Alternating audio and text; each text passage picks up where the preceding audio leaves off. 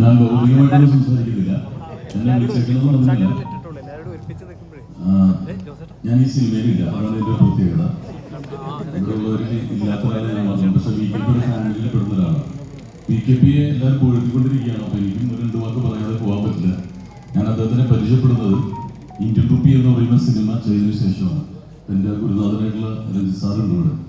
അപ്പോൾ അവിടെ എന്ന് പറഞ്ഞിട്ടുണ്ടെങ്കിൽ കാഞ്ചേരിനും ഇന്ത്യൻ റുപ്പിയിലെ കൺവെൻഷണൽ രീതിയിൽ, അതായത് ഗ്രാമറൊക്കെ വെച്ചിട്ട് വളരെ പെർഫെക്ഷനോട് കൂടിയുള്ള ഒരു ഇൻസ്റ്റിറ്റ്യൂട്ട് ആയിരുന്നു.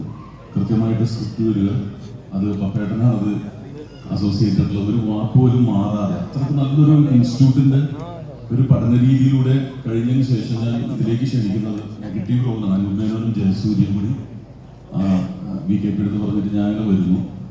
അപ്പം ഞാൻ ആദ്യത്തുള്ളൊരു തറവാട്ടിൽ നിന്ന് വരുന്നത്. ഇവിടെ വന്നപ്പോൾ തന്നെ ഞാൻ ചോദിച്ചു, സ്ക്രിപ്റ്റ്